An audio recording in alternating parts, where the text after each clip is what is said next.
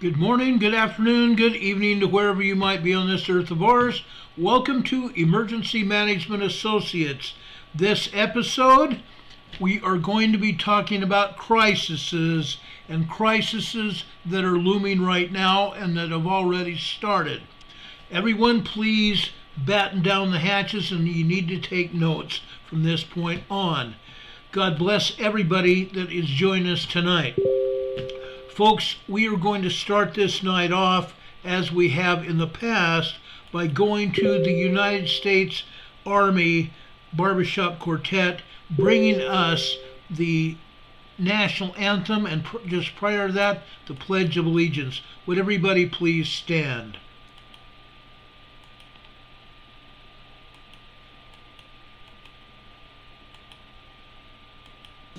I pledge allegiance to the flag of the United States of America and to the republic for which it stands, one nation, under God, indivisible, with liberty and justice for all.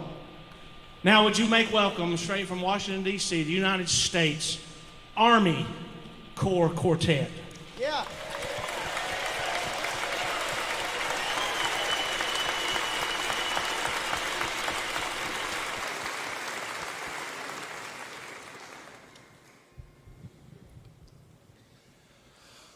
Oh, say, can you see by the dawn's early light what so proudly we hailed at the twilight's last gleaming, whose broad stripes and bright stars through the perilous fight o'er the ramparts we watched were so gallantly streaming, and the rockets' red glare, the bombs bursting in air, gave proof through the night that our flag was still there.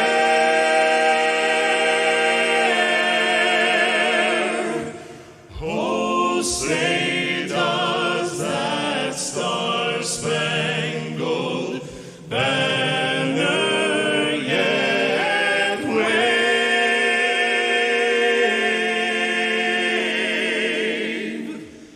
o'er the land of the free and the home of the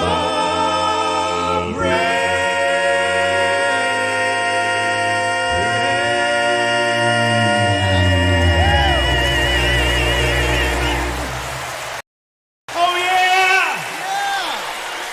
Come on, folks, let them know it. Let them know it, folks. This is the Army Barbershop Quartet bringing us the national anthem just in 2015 at the Barbershop Quartet Convention.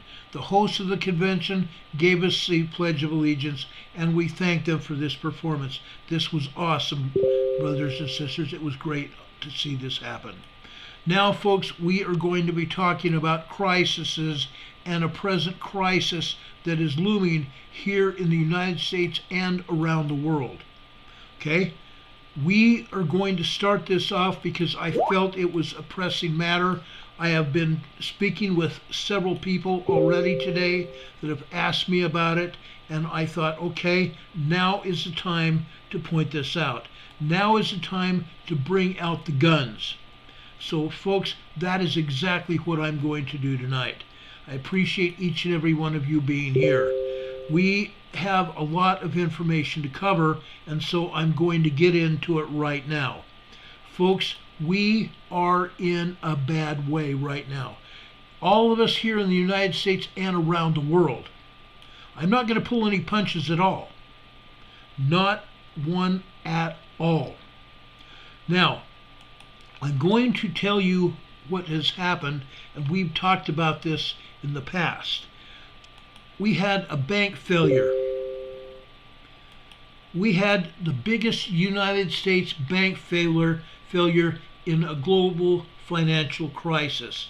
And it has been tumbling into a global financial crisis since it happened last Friday. We talked about the Silicon Valley Bank. The Silicon Valley Bank. As you can see here, I have listed about 10 banks. 10 banks that this bank failure resulted in. Okay? This bank here resulted in a huge crisis that has happened not just here in the United States, but around the world. Last Friday, the biggest U.S. bank failure came tumbling into a global financial crisis, and it's playing out in real time.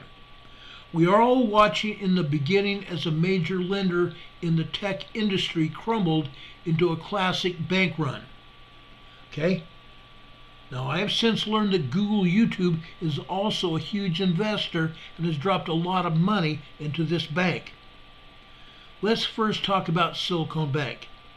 The bank's customers were financially and frantically grabbing their money from the California-based bank before the U.S. regulators intervened to take control.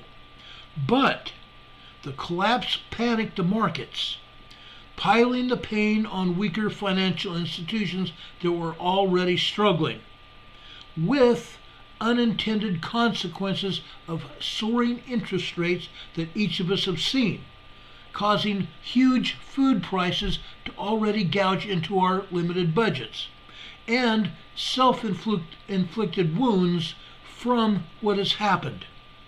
Less than a week later, a second U.S. bank, a second regional bank, Signature Bank, has been shut down. A third, First Republic Bank, has now been propped up by the United States government. This is the first major threat to banking institutions since 2008. My brother lost his shirt in 2008, and now we're barreling into a bank global financial crisis. Significance: Credit Suisse. Okay? Credit Suisse, that I have labeled here as well. That is a Swiss bank. Okay?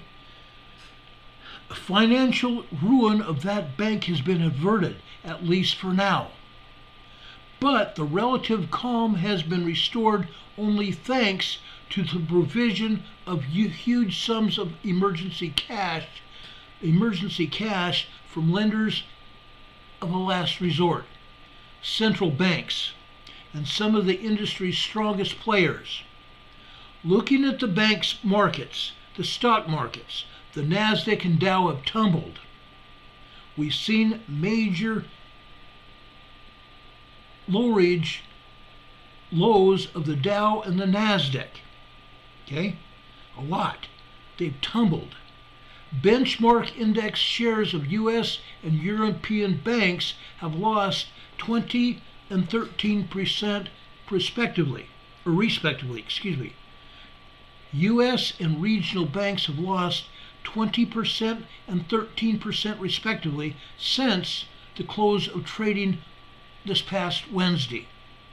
Wall Street opened lower today, and First Republic shares tumbled by about 16%. So the crisis is not over. Now let's look at this in a step-by-step manner so we can understand exactly what has happened. Okay? I want to paint for you all a picture of what is going on. On Friday, March 10th, a week ago, the U.S. government's FDIC, the Federal Deposit Insurance Corporation, took control of Silicon Valley Bank. It's the biggest banking collapse in America since Washington Mutual collapsed in 2008. But guess who bought out Silicon Valley Bank? HSBC. HSBC in Hong Kong. Guess who controls HSBC? China. China, guys. Do you start understanding what we're talking about tonight? The wheels started coming off 48 hours before Silicon Valley Bank took a multi-million-dollar loss, cashing out U.S. bonds in order to raise money to pay depositors. But that was unsuccessful. They tried to sell off U.S. government bonds, and it was very unsuccessful in order to get money in to pay up and shore up its shareholders' finances. That triggered panic, and it led to Silicon Valley Bank's downfall. And now, guess who owns Silicon Valley Bank? Okay? China does. The HSBC. This past Sunday, March 12th, the government's FDIC shut down Signature Bank. We had two banks then. They shut down Signature Bank after a run on its deposits by customers who were spooked by the implosion at Silicon Valley Bank. Both banks had an unusually high ratio of uninsured deposits to fund their business. Now let's define uninsured deposits. I want to make sure everybody understands what we're talking about here. Let's define this. What are uninsured deposits? Okay? I think you need to start taking notes. A lot of people don't understand. I do, but a lot of people don't. If a bank is insured by the FDIC, if it is insured by the FDIC, it's like an insurance policy. Up to $250,000 per depositor is insured. Any amounts over that $250,000 limit is considered to be uninsured deposits by the FDIC. That means in case of a bank failure, you will not get any amount in excess of $200,000 if you had that in your account. Now, let's ask this. Is my money safe? Let's talk about this. Is my money safe? They are telling us, if you want to believe this, if you have less than $250,000 in your account at a bank, at a U.S. bank if you're here in the U.S. If you're offshore in any other country, there are other safeguards that you might have there. But, again, can you trust that?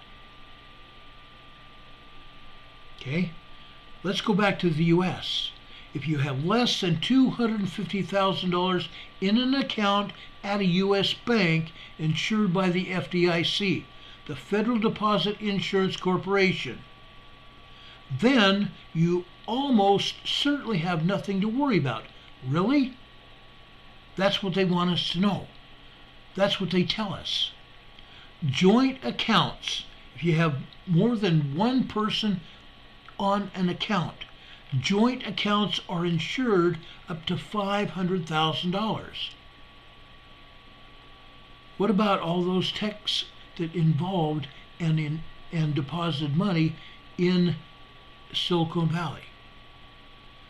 European countries operate similar programs. In Switzerland, up to 100,000 Swiss francs, that's $108,000, is insured per depositor. The Silicon Valley Bank and the Signatures Bank balances were mostly uninsured. Mostly uninsured. The majority of their depositors had more than the allowed money into that bank. They had still significant uninsured deposits. More than 90% of the deposits at Silicon Valley Bank and Signature Bank were uninsured. according to data collected by Wedbush Securities. That means all deposits at those banks were greater than $250,000. It was above the FDIC insured limit, most likely a function of this kind of customer in the firms that deposited money there. Firms that deposited money had huge amounts of money. It was unsecured, uninsured. This past Wednesday, March 15th, Credit Suisse Group AG, a Swiss bank. It's a global investment bank and financial services firm founded and based in Switzerland. After watching shares in the Swiss Credit Suisse collapse by as much as 30%, Swiss authorities announced a backstop for the country's second biggest bank. It calmed the intermediate market panic, but the global player is not out of the woods yet. Investors and customers are worried that if it doesn't have a credible plan to reverse a long-term decline in its business, it's going to have problems. Swiss Credit Suisse has $1.512 trillion in assets. $1.512 trillion in assets. Credit Suisse Group is one of the leading institutions in private banking and asset management, with strong expertise allegedly in investment banking. Troubled Swiss Credit Suisse Bank stocks dropped despite $84 billion in liquidity boost. Other banks, including one of the other Swiss banks, gave them a lot of money, but their stock still dropped. Yesterday, March 16th, another U.S. bank, First Republic Bank, was teetering on the brink as customers withdrew their deposits. In a meeting in Washington, U.S. Treasury Secretary Janet Yellen and Jamie Dimon, the CEO of America's biggest bank, drew up plans for a private sector rescue, a bailout. Now, Biden did the same thing. He assured everybody in the United States and anywhere else that had money in the U.S. banks that no matter what, their banks would be bailed out. He didn't call it a bailout, but that's what it amounts to. A private sector rescue. The result was an agreement with a group of American lenders to deposit tens of billions of dollars in cash into First Republic to stop the bleeding. So now we have 3 banks with major problems. Now we come into the Federal Reserve. The Federal Reserve. The Federal Reserve is not, I repeat, the Federal Reserve is not a United States agency. It does not belong to the U.S. government. It's a private corporation. The Federal Reserve made an exception last week, saying that all of these depositors would be made whole. All of the depositors who were lacking money because of the collapse would be made whole. That's a bailout, an intervention that sent a wrong message. The Fed bank regulator wouldn't let the system collapse. No one can guarantee that the Fed will make the same exception for depositors of other regional banks in case of a failure. Events of last week have sparked worries about whether other regional banks that had uninsured deposits that would be in danger during a broad crisis in the regional banking sector. Regional banks such as First Republic PacWest Bancorp, Zions Bancorp, Comerica CMA, Western Alliance Bancorp faced extreme volatility. Customers and investors in these banks wondered if their money was safe. Now, let's take this a step further. Don Patoka says it's a five-ring circus. He's right. He's absolutely right. Now, how much has this rescue cost us? What kind of costs are associated with this bailout, this bank rescue? So far, it has cost nearly $2 billion so far in a direct central bank support, in guaranteeing all deposits at Silicon Bank, Signature Bank, and First Republic. The U.S. Federal Reserve is on the hook for $140 billion. Then there's $54 billion that the Swiss National Bank offered Credit Suisse in the form of an emergency loan. A loan, guys, that has to be paid back. What does that mean? Guess what? If the person who made the loan wants their money back on a certain date, where it starts having to be paid back by a certain date, what if the Swiss bank doesn't have the money? The Fed has also agreed to record amounts of loans to other banks this week. Banks have borrowed nearly $153 billion from the Fed in recent days, smashing the previous record of $112 billion set during the crisis of 2008. Banks also drew out nearly $12 billion of loans from the Fed's new emergency lending program established at the start of this week's crisis, with the aim of preventing more banks from collapsing. A bank becomes insolvent when it doesn't have enough money to pay back its customers, to pay what its customers have deposited within it. Ideally, a bank's risk management system should ensure that that never happens, but sometimes it does. The past 2 weeks have featured second and third largest bank failures.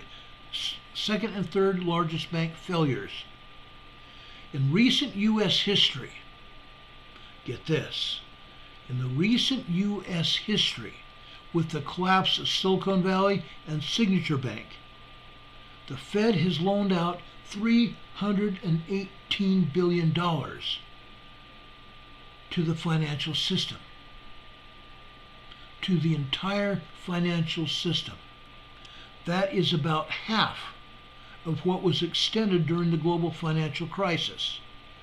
But it is still a big number. Now comes in J.P. Morgan Chase's Michael Farrell in a recent note to investors yesterday. Quote, "The glass half empty view is that the banks need a lot of money. The glass half full take on this is that the system is working as intended." He wants everybody to believe that the system is working as it was intended to work, loaning out even more money in hopes that these banks and their investors and their depositors can pay back the loan. The banking industry has also coughed up billions. J.P. Morgan Chase, Bank of America, and Citicorp are among a group of 11 lenders providing the $30 billion cash infusion aimed at shoring up confidence in First Republic Bank. The First Republic Bank, that's the number three bank that has gone under just during the past 7 days. First Republic Bank. Now, we have to ask a question here. What is going to happen? Does this make a recession more likely? Yes again. Not guess, but yes again. Here's what Secretary Yellen said, also to the Senate committee, quote, "That could turn this into a source of significant downside economic risk. Plain language, a recession." Now we bring Goldman Sachs into it. Goldman Sachs said Wednesday that the growing stress in the banking sector has boosted the odds of a U.S. recession. No duh. No duh. A U.S. recession within the next 12 months. The bank now believes that the American economy has a 35% chance of entering a recession within a year, up from 25% before the banking sector meltdown started a week ago. Now comes in the Chinese. The HSBC, the Hong Kong and Shanghai Banking Corporation. The Hong Kong and Shanghai Banking Corporation Unlimited is what it's called. That is one of the world's largest banking and financial services organizations. They serve approximately 39 million customers. HSBC Holdings plc is a British multinational universal bank. A British multinational universal bank and financial services holding company, HSBC Bank China Company Limited, was one of the first foreign banks to incorporate locally in mainland China in 2007. That is the Chinese connection. Guess who holds and owns Silicon Valley Bank? The Chinese. It is a part of the worldwide HSBC group and is wholly owned by Hong Kong-based HSBC Hong Kong, the world's second biggest economy. China is also sputtering despite a burst of activity following the rapid ending of the draconian CV lockdown measures late last year. In a surprise move, today, get this, the Chinese central bank cut the amount of money the country's lenders are required to hold in reserve in a bid to keep cash flowing through the economy. Now, what is the Russia connection? Guess what? In Russia, the HSBC group operates through OOO HSBC Bank RR, a subsidiary of HSBC Bank plc. HSBC provides a wide range of corporate banking, investment banking, and financial market products and services to multinational and domestic corporate and institutional customers in Russia. So now, who owns Silicon Valley Bank? China and Russia. China and Russia. Isn't that just wonderful?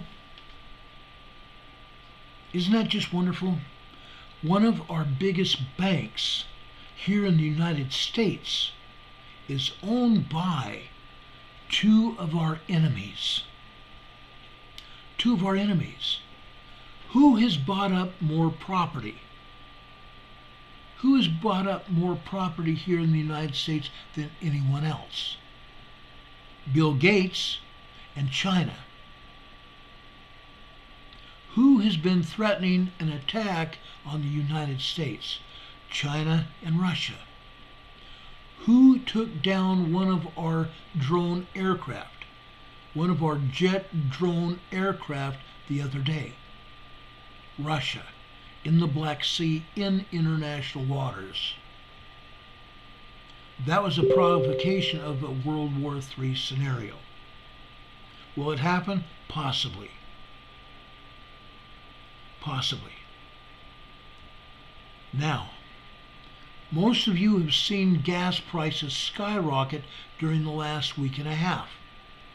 Prior to that, gas prices where I live were down to $2.90 a gallon. They jumped up within a matter of days after that to $3.29 a gallon right here where I live in North Carolina. Today, in Idaho, the average price for a gallon of regular in Idaho was $3.64 per gallon, which is 4 cents less than a week ago. The price for gas here in North Carolina now is $3.16 as of yesterday. $3.16 per gallon of unleaded fuel. The national average is $3.46 per gallon. I know Los Angeles is higher. I have heard that Washington State is higher, which means Oregon and other states over there are higher. But that's a penny less than a week ago. Meanwhile, the cost of crude oil has plummeted by more than 10% this week. The West Texas Intermediate, which is currently trading nearly 67 cents per gallon, which is $9 less than a week ago.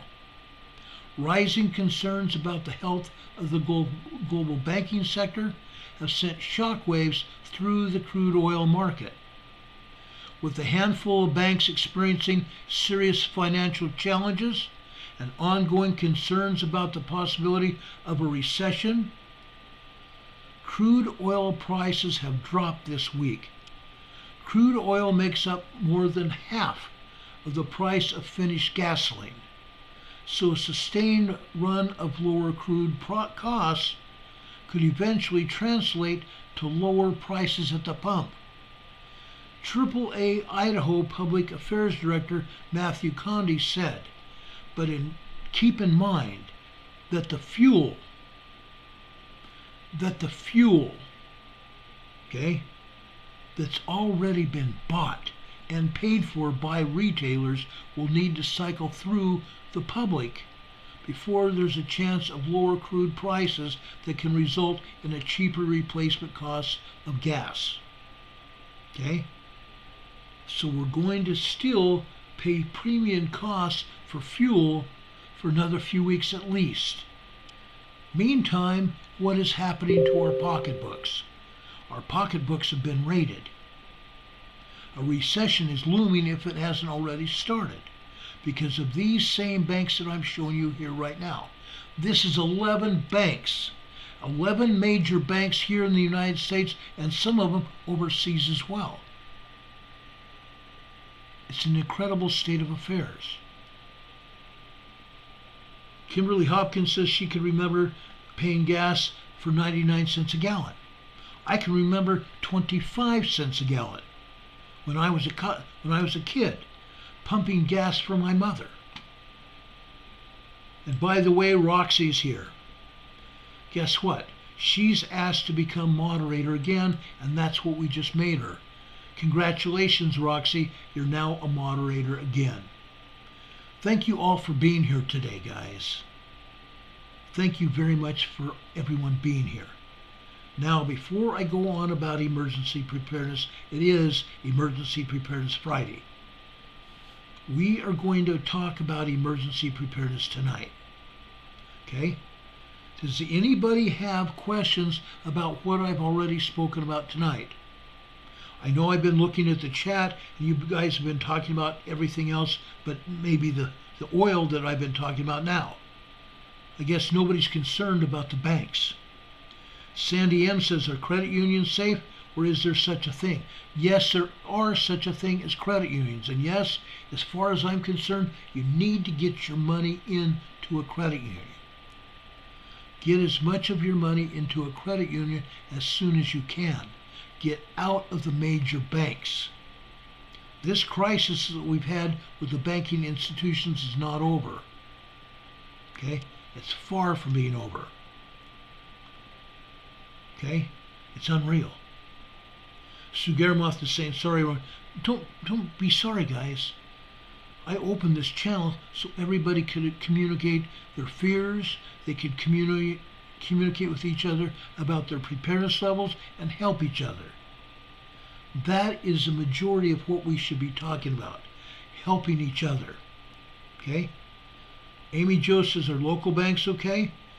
Don't affiliate yourself with an agency such as Wells Fargo, Bank of America, Silicon Valley Bank, anything that has to do with the Pacific Western Bank, Signature Bank, Citibank, Goldman Sachs, Zion's First National Bank. I used to live in Utah where Zion's first started. And now it's an international bank. Chase Manhattan, who I've been with for quite a while. Guess what? Not anymore. And Bank of America. I've been away from Bank of America for a lot of years, for a lot of different reasons. Get out of the banks if all possible. If at all possible. Go to a credit union. Carol Kitchens is saying, I hope the smaller banks will be okay. The problem with the smaller banks, guys, is the larger banks invest in the smaller banks. So if the smaller banks have a problem, guess what? It's going to be taken down by the larger banks too. Okay, that's a problem.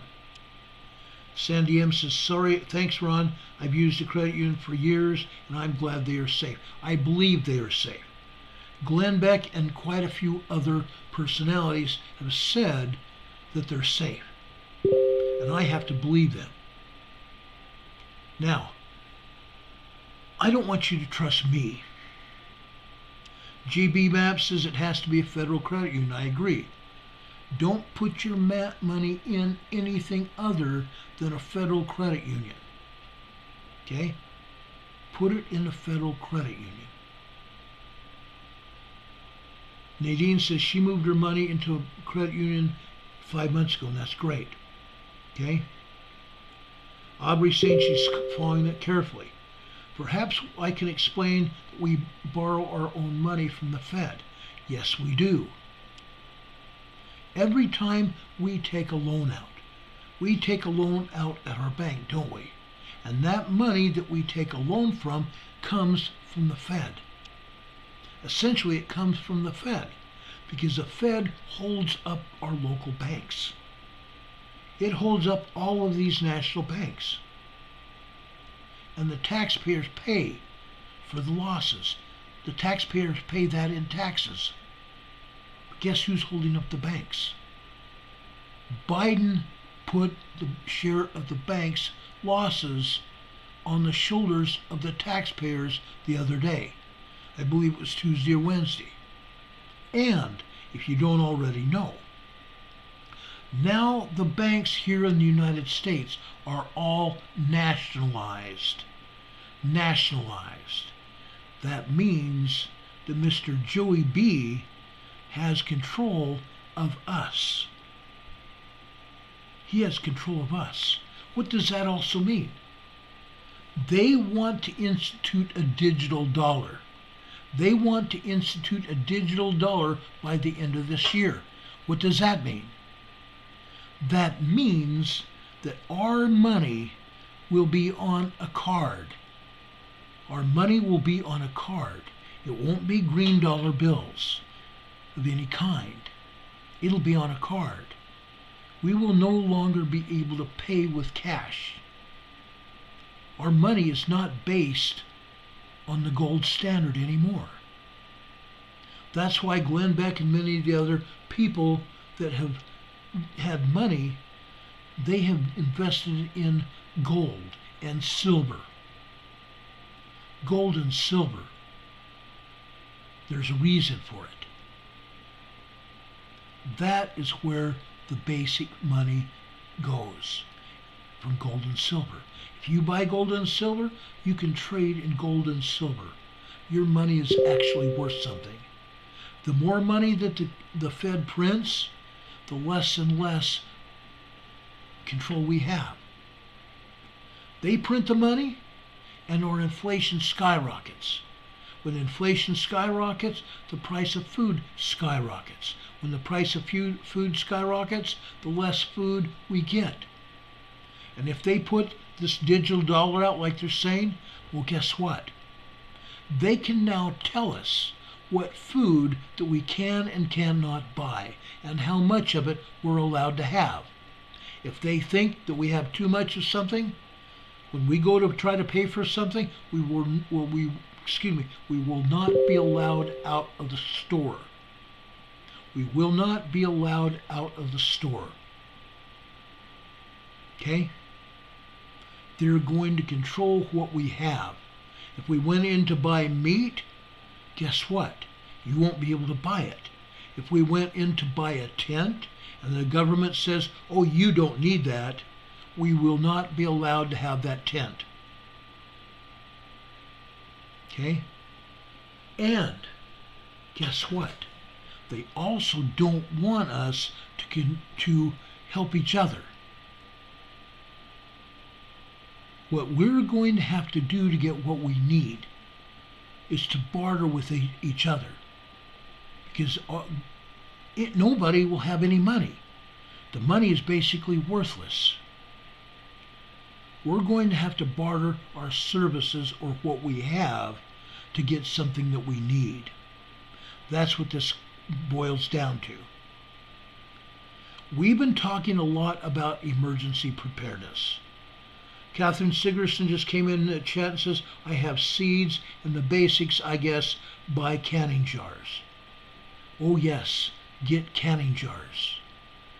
The other day, a lady in a local church just up the street put on Facebook that she had canning jars and she had these plastic buckets for free. All you had to do is go by her house and pick what she had left up. That's all you had to do. It was free. You're not going to find a deal like that anytime soon. But it's a good deal, isn't it? Oh, you better believe it. It is a great deal. Now, folks, you need to be prepared. We've been talking about preparedness for 4 years now. On our last channel, we had nearly 25,000 subscribers over 4 years. For 4 years, we've been talking about any kind of emergency and disaster that was happening. From shootings to bank failures to explosions at refineries, train derailments, earthquakes, hurricanes, tornadoes, high straight line winds, whatever it might have been. We've discussed it. Why? Because our lives depend on knowing what's going on. Our lives depend on our safety and what we can do to protect us. Okay? I'm asking each and every one of us today, make sure that you do what you need to get prepared, whatever it takes. Now, before I go on, and I'm going to continue for a while, make sure you're subscribed to this channel. Already quite a few people have been unsubscribed and have resubscribed. Check and make sure you're subscribed to this channel. We have probably 50% of people that watch this program that are not subscribed to this channel. Folks, if you need to, and I'm asking everybody to do it, so please do it, subscribe to this channel. If you want the latest information about emergencies and disasters and preparedness, you need to subscribe to this channel so you will know when we are on the channel talking about it. Don't rely on YouTube telling you or advising you that we're here, because that again is being played with. All of the analytics are being played. They're not letting everybody hear what we talk about. They're not putting it up on the programs that are available. So please, everyone, make sure you subscribe. And when you subscribe, make sure that you click on that little circle with the bell in it, the bell icon. When you click on that bell icon, a drop-down menu is going to come up of 3 items. Click on the word ALL, all. That will get you notified when we come on the air. I'm going to tell you, for the most part, we come on the air between 6 and 7 p.m. Monday through Friday. On Sunday, we do a special program called Come Follow Me, the Savior Said. It's a Sunday school class that I've been doing for about 3 years now. I appreciate everybody that is part of this work, that is part of our preparedness program. I want to make sure that everybody is here. That means the world to me. But don't do this for me. Do it for you. You are the one that's going to benefit by tuning into this channel. You are the one that's going to get essential information for your families and your own safety and your well-being. That's why we're here. Even people on Glenn Beck's Blaze Network tune in to this channel. I have people from every major television network that tune into this channel. So please, folks, tune into this channel. It's very important. It's very important to get this word out. Okay? Amy Jo says in Minnesota they want to make it illegal to sell bottled water. Yes, that is exactly what's going on. Okay? In Colorado, before I left there in 2010. Actually, it was 2010. They had made it illegal to collect rainwater off your own house. If rain fell and it came off your roof, and you had a barrel under the drain spout collecting the water, it was illegal to do it. A lot of people were, but if you were caught, there was a huge fine and a possible jail sentence. Now, I've since heard that they have repealed that law, but it was a law, and it may be a law in other states as well. That's how much control that the government wants to have on us. Okay? I deplore that. I completely deplore that mentality. Please, folks, make sure you're subscribed to this program. I want to make sure that we have everyone here that we can get. Okay? I want to make sure that we can get as many people here as possible. Not for me, but for all of you. The more subscribers we have, the better opportunity we have to get essential emergency preparedness information. It's just like the Weather Channel.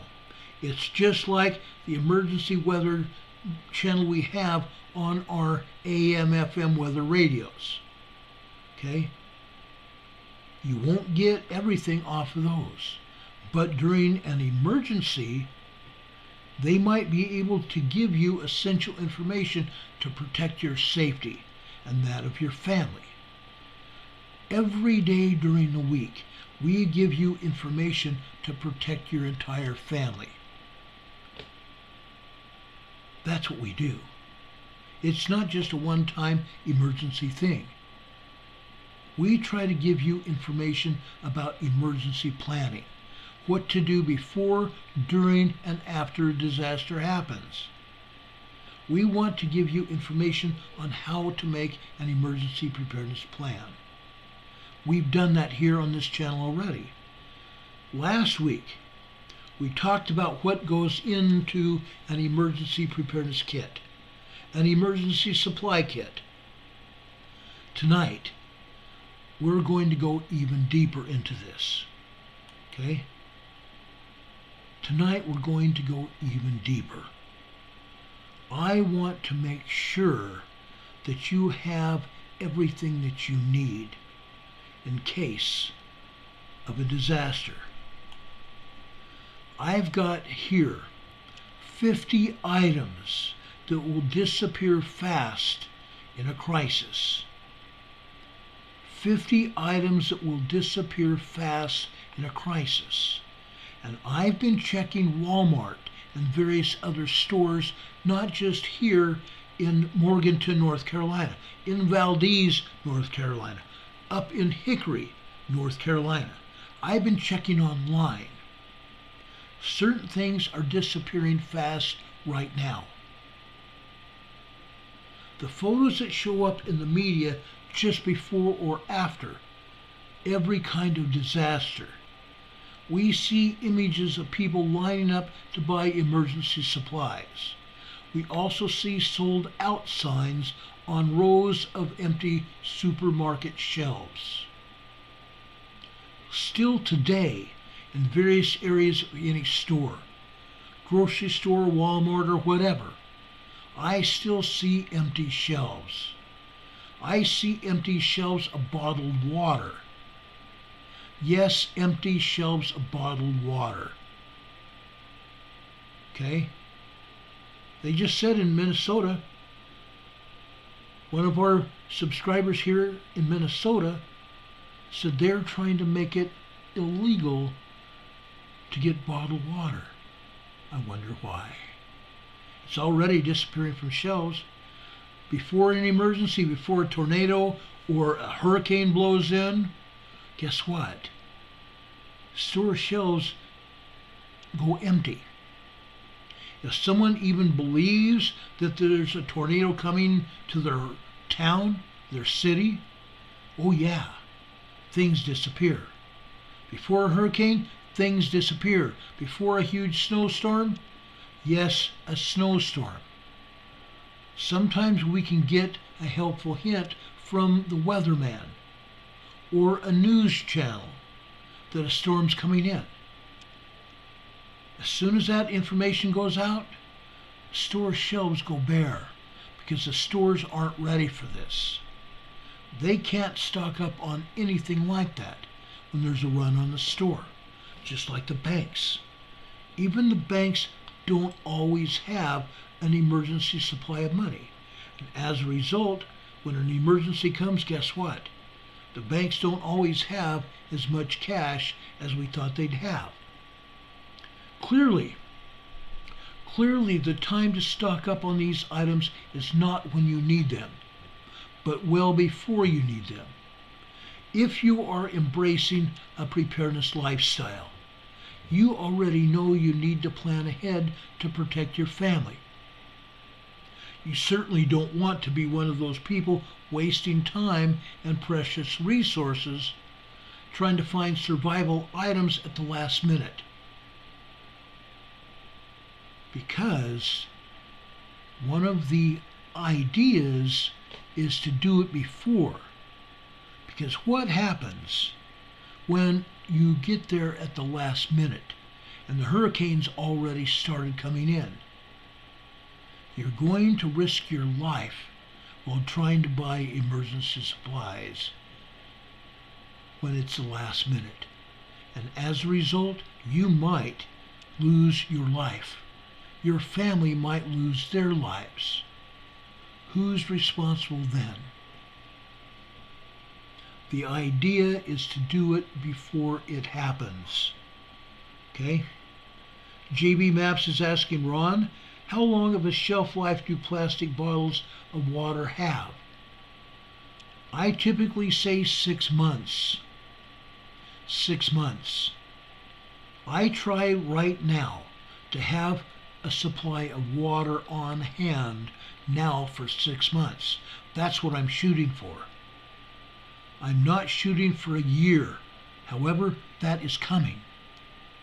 Sometime within the next few months, I hope to have at least 2 50-gallon drums over on my patio. Yes, 2 50-gallon drums of water on my patio. And yes, I will be using that water myself. using it and recycling it.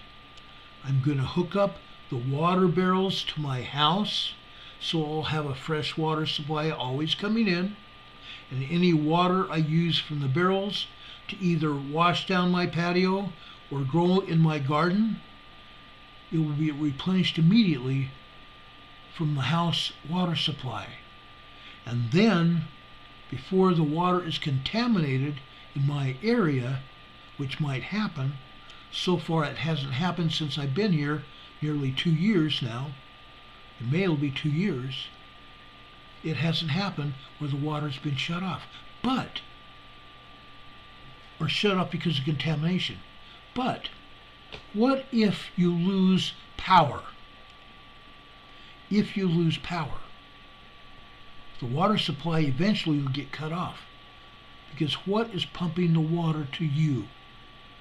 Electric power pumps. Sometimes those are on emergency generators, but not always if you live in a small town or a rural area. What if you lose power?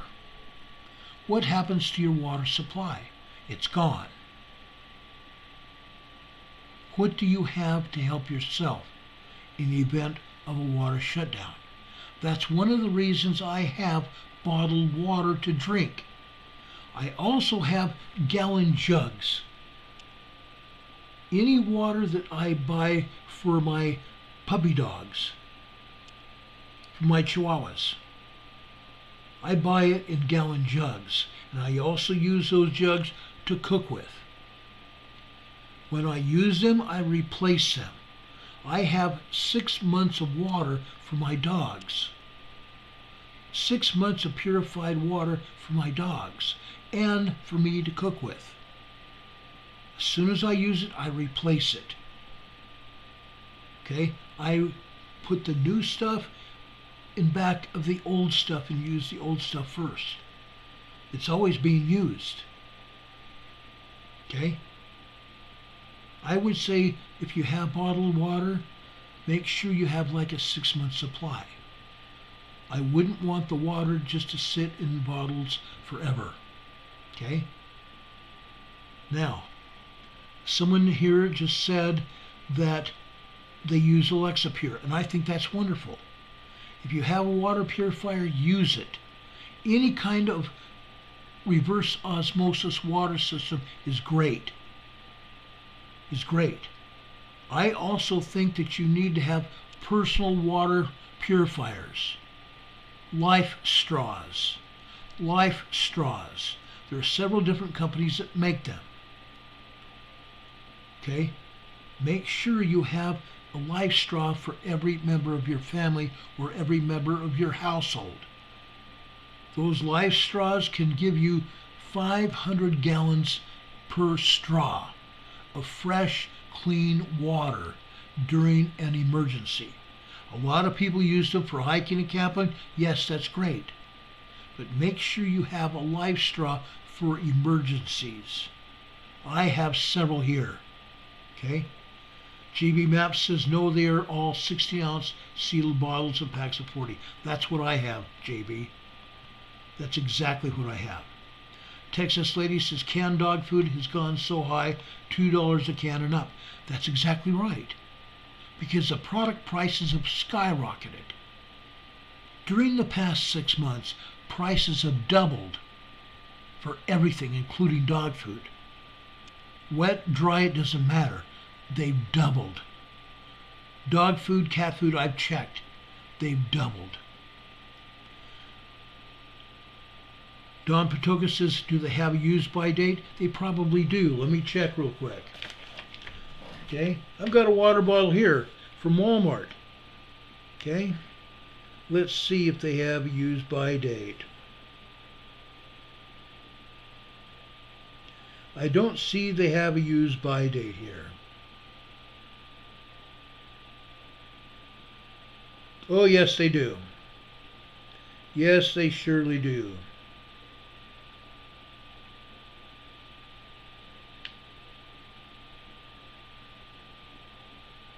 Mine says 2024. August 2024. Okay? So yeah, these are good for a year. I want to use them before that. Anacerbians, I think that's the name anyway here in the chat, says water bottles have an expiration date. I just checked it. They do. Mine here says August 24.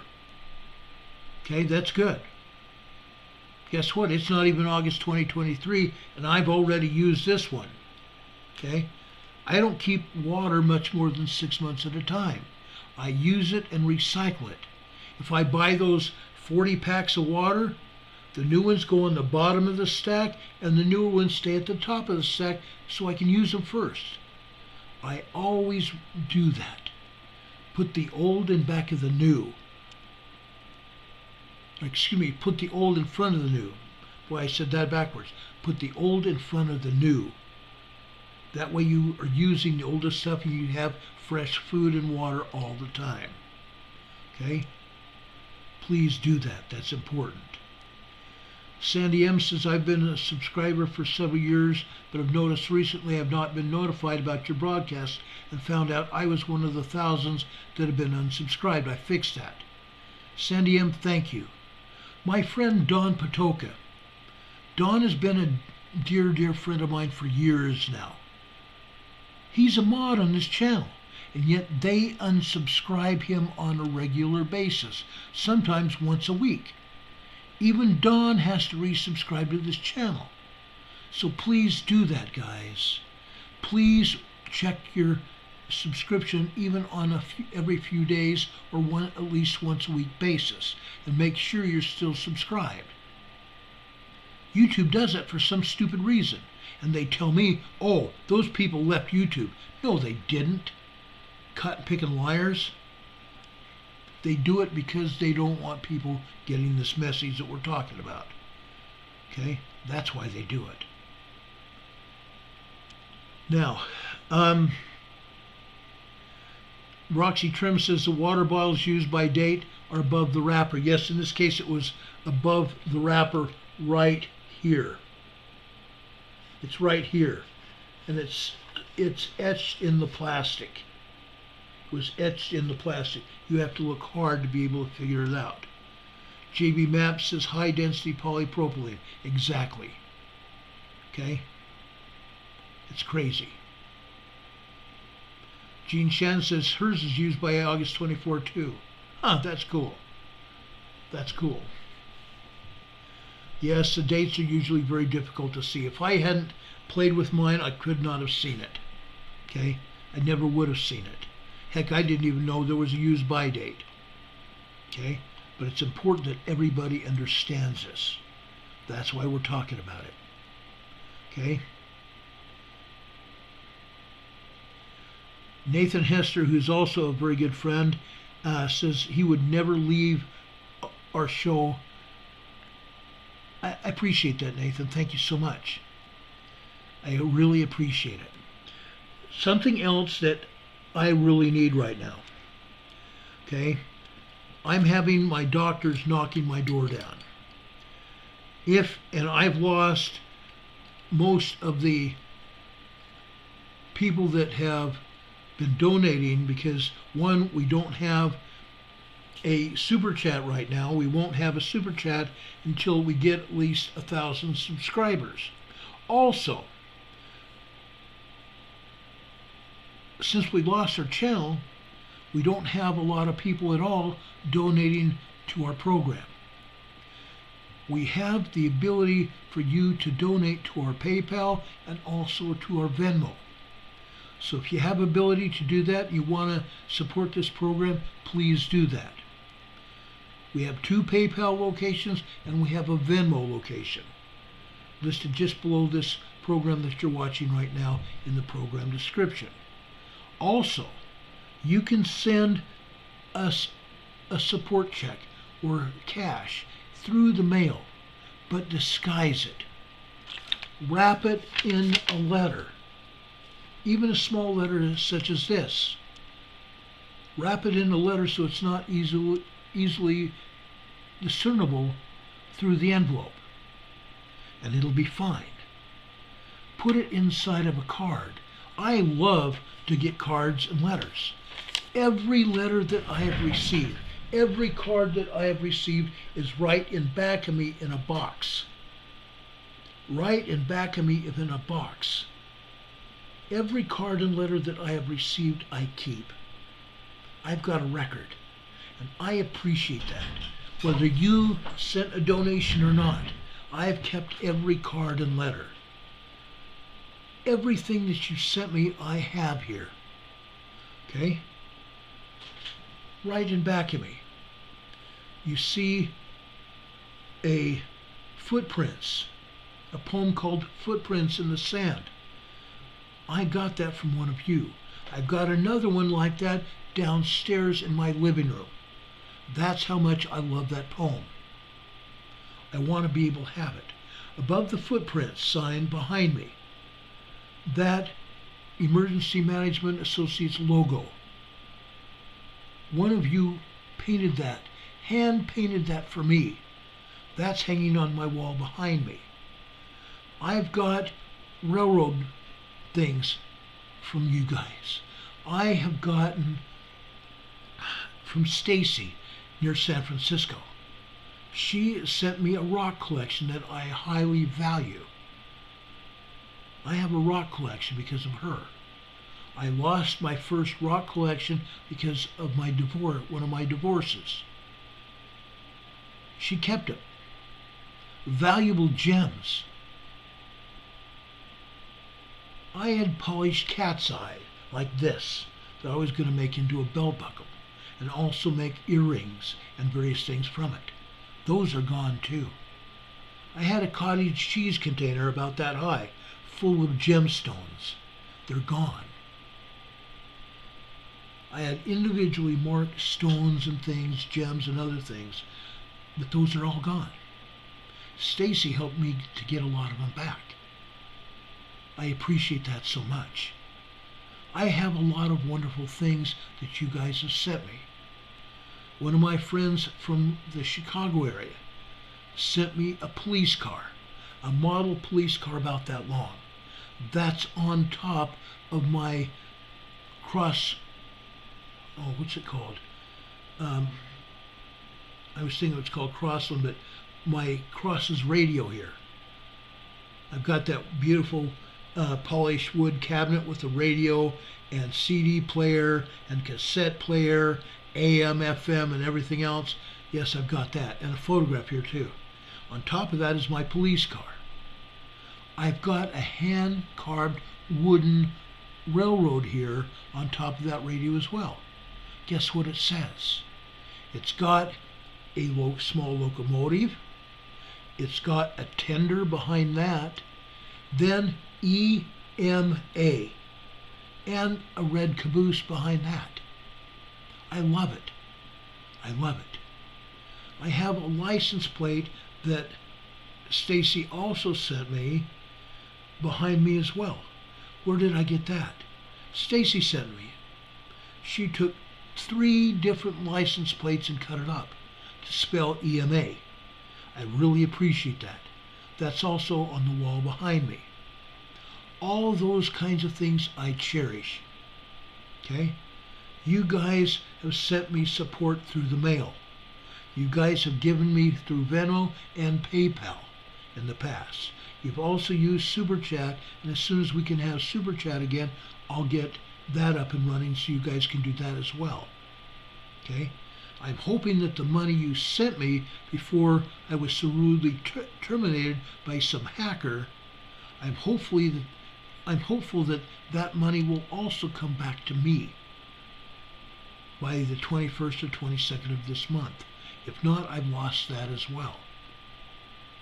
But please, folks, please tell me this. Please promise me that you'll continue to support me to help me pay off these doctors and such. These medical bills are horrendous. One medical bill is still over $5,000, and I'm not sure how I'm going to pay all of that yet. But I appreciate everything you do to help support me. God bless you for that. Your money also helps keep this program on the air. It costs money for bandwidth. internet and bandwidth to keep this on the air. I keep this up so that we have clear channel roadway here to speak to you every day. It costs money for that. It costs money to keep our microphones and our cameras. As soon as I have people here, and I do have some things up in the air right now, I have some plans to have people to interview here. I will have cameras to do that and a switcher to be able to do that as well. It's going to be great.